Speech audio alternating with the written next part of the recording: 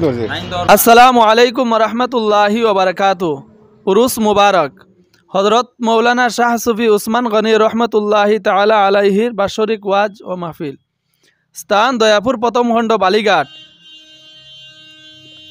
তারিখ 5 ফেব্রুয়ারি 2025 ইংরেজি বুধবার 1:30 হইতে রাত্রি 10 ঘটিকা পর্যন্ত এই মতি মাহফিল বরাক উপত্যকা বিশিষ্ট উলামায়ে কেরামগণ উপস্থিত তাকিয়া ওয়াজ ফরমাইবেন। উক্ত মাহফিলে আপনারা উপস্থিত তাকিয়া দিন ও আখরাতের অশেষ সওয়াব হাসিল করুন।